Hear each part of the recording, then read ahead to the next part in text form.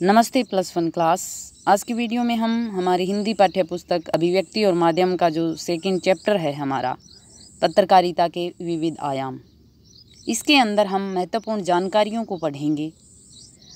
कुछ पत्रकारिता से संबंधित मुख्य अव्यय हैं, उसके कुछ शब्दावली है जिनको जानना बहुत हमारे लिए ज़रूरी है, उसी के बारे में हम यहाँ आज पढ़ेंगे। पत्रकारिता के अंदर फ्लैश या ब्रेकिंग न्यूज़ किसको कहा जाता है? फ्लैश या ब्रेकिंग न्यूज़ जब कोई प्रमुख समाचार सबसे पहले दर्शकों तक पहुंचाया जाता है, उसी को क्या बोलते हैं? फ्लैश या ब्रेकिंग न्यूज़। ब्रेकिंग न्यूज़ क्या होती है? सबसे पहले दिखाई जाने वाली खबर को क्या कहा जाता है? फ्लैश या ब्रेकिंग न्यूज़। ठीक है। बीट क्या होता है? मीडिया के अंदर बीट किसे कहते हैं? विभिन्न विषयों से जुड़े समाचारों के लिए संवाददाताओं के बीच काम का विभाजन आमतौर पर उनकी दिलचस्पी और ज्ञान को ध्यान में रखकर किया जाता है। मीडिया की भाषा में इसे बीट कहते हैं।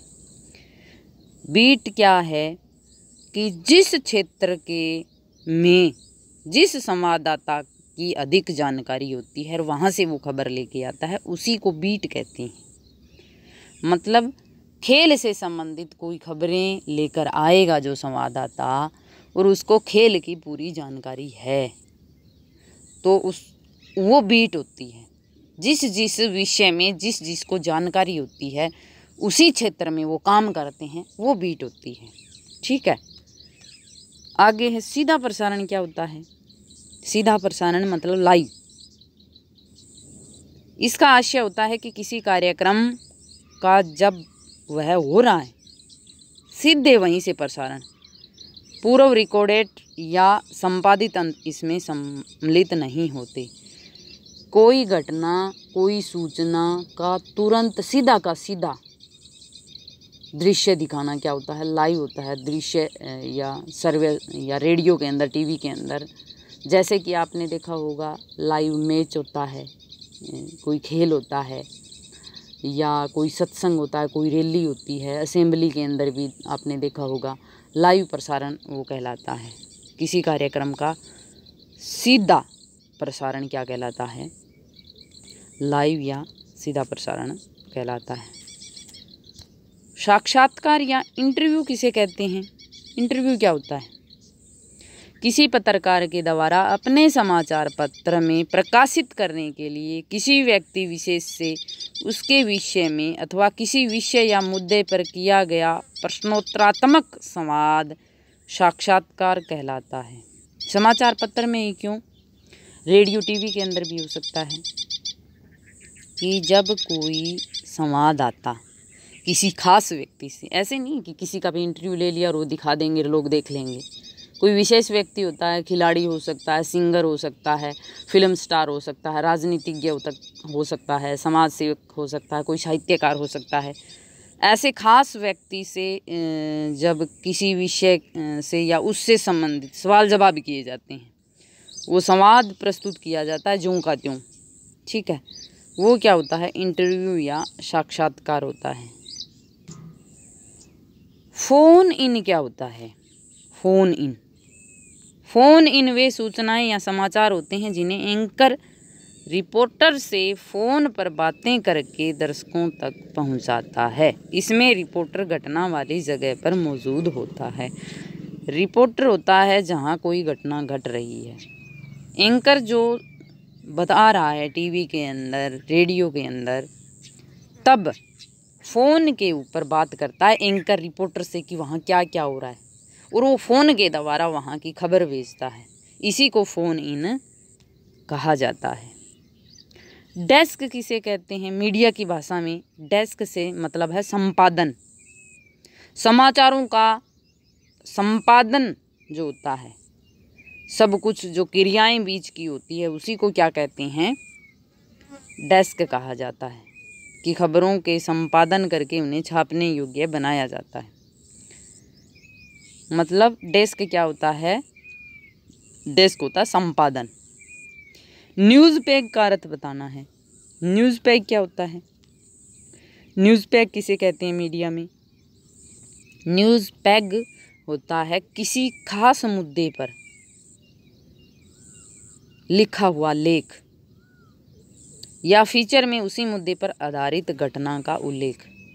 कोई खास घटना है और उसी घटना का उल्लेख किया जाता है, उसके अंदर कोई और बातें नहीं होती, उसी को न्यूज़ पैग कहा जाता है। उल्टा पिरामिड शैली क्या होती है? पिरामिड का आकार नीचे से चौड़ा, ऊपर की ओर बिल्कुल पतला नुकीला जैसा होता है। इसको उल्टा किया जाए तो साधारण शब्दों में उसे ही उल्टा पिरामिड शैली कहते हैं। उल्टा पिरामिड शैली से हमारा तात्पर्य समाचार लेखन से है। समाचार को पढ़ते समय आपने महसूस किया होगा कि समाचार के आरंभ में ही उस विषय की पूरी जानकारी दी जाती है। उल्टा पिरामिड शैली कि लिखने का तरीका, शैली का मतलब है समाचार पत्रों में लिखने का जो तरीका होता है वो उल्टा होता है। किस प्रकार से होता है उल्टा पिरामिड शैली? मान लो कि ये ठीक है कि मुख्य बात हो गई, वो हो गई पहले। मुख्य बात कहाँ से? मुख्य बात पहले होती है, उसको जो इंट्रो बोलते हैं। मुख्य बात को क्या बोलते हैं? इंट्रो बोलते हैं। समाचार की खास बात, पूरी जानकारी पहले ही दी जाती है, ठीक है। और यहाँ बीच में उसको फिर विस्तार दिया जाता है, उस खबर को, उस सूचना का विस्तार दिया जाता है। इसको क्या बोलते हैं? बॉडी बोलते हैं, ठीक है। और अंत में इसका समापन किया जाता है। कई बार समापन होता भी नहीं और कई बार अंत में इसका समापन किया जाता है। कहानी के बिल्कुल उल्टा होता है। इसके अंदर जो समाचार पत्रों के अंदर जो तरीका लिखने का होता है वो खास चीज़ें की, कोई घटना घट गई, मान लो कि इस स्थान पे ये घटना घटी और इतने लोग थे, पूरी जानकारी पहले ही दे दी जाती है, उसको इंट्रो बोलते हैं। और फिर विस्तार से भाई ऐसी घटना क्यों घटी थी, ऐसे हुआ था, ऐसे हुआ था। और फिर अंत में थोड़ा सा कई बार निष्कर्ष या निचोड़ दे देते हैं, उसी को समापन कहा जाता है। लिखने का जो तरीका होता है कि खास बात पहले, बाद में उसका थोड़ा विस्तार, बाद में समापन, उसी को उल्टा पिरामिड शैली कहा जाता है। फीचर क्या होता है? समाचार पत्रों में होता है फीचर। किसी विशेष घटना, व्यक्ति, जीव, जंतु, तीज त्योहार, दिन, स्थान, प्रकृति, परिवेश से संबंधित व्यक्तिगत अनुभूतियों, ऐसी कोई खास बात, उसी पर विशिष्ट आलेख, खास रूप से, जिसके अंदर क्या हो सकता है? कल्पनाशीलता हो सकती है, सृजनात्मक कौशल प्रस्तुत किया जाता है, मनोरंजक ढंग से, आकर्षक शैली में, समाचारों से बिल्कुल अलग हटकर होता है। कोई सूचना होती है, कोई जानकारी होती है, लेकिन उसके लिखने का जो तरीका है वो क्या होता है? विशिष्ट आलेख ही उसी को कहते हैं कि उसमें कल्पना को लिया जा सकता है कि फीचर को पढ़ करके मनोरंजन हो आगे वाले को और जानकारी भी हो जाए। इसलिए उसकी शैली, जो लिखने की जो तरीका है वो आकर्षक पूरक होता है। मान लो कि समाचार पत्र की भाषा हम कह सकते हैं और साहित्य की भाषा हम कह सकते हैं, मिला जुला रूप प्रस्तुत किया जाता है, जानकारी के साथ मनोरंजन प्रस्तुत किया जाता है, इसी को फीचर कहते हैं। ड्राई एंकर क्या होता है? इसमें एंकर खबर के बारे में दर्शकों को सीधे सीधे बताता है कि कहाँ, क्या, कब और कैसे हुआ, जब तक खबर के दृश्य नहीं आते। टीवी के अंदर ड्राई एंकर होता है कि कोई घटना का सीन उसको दिखाई नहीं देता, उससे पहले क्या हुआ, कब हुआ, कैसे हुआ, वो सारी बातें बताता है, उसी को ड्राई एंकर कहते हैं। बाद में वहाँ की जो दृश्य है या फ़ोन पर है वो बात बताई जाती है। एंकर पैकेज क्या होता है? पैकेज किसी भी खबर को संपूर्णता के साथ पेश करने का एक जरिया है। इससे संबंधित घटना के दृश्य, इससे जुड़े लोगों की बाइट, ग्राफिक के जरिए सूचनाएं, ये सब होता है। टेलीविज़न लेखन इन तमाम रूपों को ध्यान में रखकर किया जाता है। एंकर पैकेज क्या होता है कि ऐसी सूचना, ऐसी खबर जिसके अंदर सारी बात हो, दृश्य भी हो, क्या, कब, कैसे हुआ वो भी हो, ककार भी हो, और वहाँ से जुड़े हुए जो लोग हैं, मतलब वहाँ के जो गवाह थे, मौजूदा व्यक्ति थे, उनके बाइट भी हो, ये सारा मिला हुआ एक पैकेज होता है, उसको एंकर पैकेज कहते हैं। इलेक्ट्रॉनिक माध्यम कौन से होते हैं? इलेक्ट्रॉनिक माध्यम वो होते हैं जो तकनीकी रूप से जनसंचार का कार्य करें। Radio, TV, cinema, internet, multimedia, electronic media, ये सारे क्या है? इलेक्ट्रॉनिक माध्यम हैं। एंकर बाइट, एंकर बाइट का मतलब है कि कोई घटना से जब कोई सूचना दी जा रही है, कोई खबर दी जा रही है, तो उस घटना से संबंधित वहाँ कोई जो वारदात हुई है तो वहाँ मौजूदा कोई व्यक्ति होता है, वो व्यक्ति से पूछ करके बताया जाता है कि आप यहाँ मौजूद थे तो यहाँ क्या क्या हुआ। जो वो बाइट होती है ना, उसी को क्या बोलते हैं? एंकर जो बाइट है वो बोलते हैं। ठीक है। इस खबर की शुरुआत भी प्रारंभिक सूचना से होती है और बाद में कुछ वाक्य पर आधारित दृश्य दिखाए जाते हैं। ठीक है। तो किसी घटना की सूचना देने और इसके दृश्य दिखाने के साथ साथ ही उस घटना में प्रत्यक्ष दृश्यों या संबंधित व्यक्तियों का कथन दिखा और सुनाकर खबर को प्रमाणिकता दी जाती है।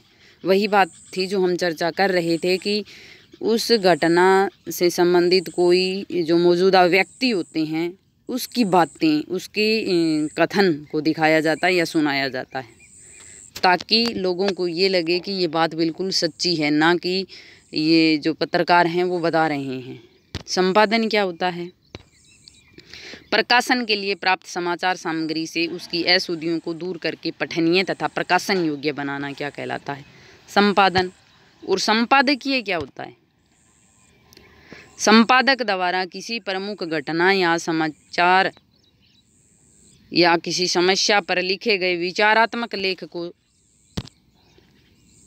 जिससे संबंधित समाचार पत्र की राय भी कहा जाता है, संपादकीय कहलाता है। समाचार पत्र में किसी खास घटना, तत्कालीन समय में कोई खास घटना घटित हो रही है, कोई खास मुद्दा है, कोई खास विषय है, उस पर संपादक अपनी राय लिखता है और वह राय उस समाचार पत्र के सभी लोगों की होती है, ना कि संपादक अकेले की होती है। और संपादकीय से ही पता चलता है कि समाचार पत्र वाले किस पक्ष में हैं। तो ये खास होता है समाचार पत्र के अंदर संपादकीय। इसके लिए एक अलग पृष्ठ भी होता है संपादक के लिए। संवाददाता किसे कहते हैं? विभिन्न प्रकार के समाचार खोजकर अखबार को भेजने वाला क्या होता है? संवाददाता। ओप एड क्या होता है? समाचार पत्रों में जो संपादकीय पृष्ठ होता है, पहले हमने चर्चा की, उसके सामने वाले पन्ने पे विश्लेषण, फीचर, स्तंभ, साक्षात्कार आदि प्रकाशित होते हैं। ये सब क्या कहलाते हैं? ओप एड कहलाते हैं। डेडलाइन क्या होती है? किसी समाचार माध्यम में जब समाचार प्रकाशित होता है, जो उसकी आखिरी समय सीमा होती है, उसको डेडलाइन बोलते हैं कि कौन सा समाचार कब देना है। अब कोई समाचार लेके आ गया, इससे पहले किसी और माध्यम ने या और चैनल ने वो समाचार दे दिया, तो वो उस की समय सीमा निकल जाती है, तो उसी को क्या बोलते हैं? डेडलाइन बोलते हैं। विचार परख लेखन क्या होता है? समाचार पत्रों के अंदर होता है ये। समाचार पत्रों में समाचार और फीचर के अतिरिक्त संपादकीय होते हैं, लेख होते हैं, पत्र, टिप्पणी, वरिष्ठ पत्रकार व विशेषज्ञों के स्तंभ छपते हैं। ये सभी विचार परख लेखन के अंतर्गत आते हैं। खबरों के अलावा, फीचर के अलावा क्या होता है? संपादकीय भी विचार परख लेखन के अंदर आता है। कोई लेख, कोई पत्र, कोई टिप्पणी, वरिष्ठ पत्रकार या विशेषज्ञों द्वारा कुछ स्तंभ लिखे जाते हैं, जिसके अंदर खुद के कुछ विचार होते हैं। ये क्या है? विचार परख लेखन कहलाते हैं। स्तंभ लेखन क्या होते हैं? एक प्रकार का विचारात्मक लेखन हमने पढ़ा ऊपर। कुछ महत्वपूर्ण लोग होते हैं, उन्हीं को स्तंभकार भी कहते हैं। खास वैचारिक रुझान एवं लेखन शैली के लिए जाने जाते हैं। उनकी लेखन शैली भी अलग होती है। खास विचारों की तरफ उनका रुझान होता है और वो लोकप्रिय लेखक होते हैं, तो उनकी लोकप्रियता को देखकर समाचार पत्र वाले नियमित रूप से अपने समाचार पत्र के लिए स्तंभ उन्हीं से लिखाते हैं। ठीक है। इस प्रकार से क्या है, समाचार पत्र में किसी ऐसे लेखक द्वारा किया गया विशिष्ट एवं नियमित, जो अपनी विशिष्ट शैली एवं वैचारिक रुझान के कारण समाज में प्रसिद्ध हो, वो क्या कहलाता है, स्तंभ लेखन कहलाता है। आशा है कि आपको ये सारी जानकारियां हैं अच्छे से समझ में आ गई होगी। धन्यवाद।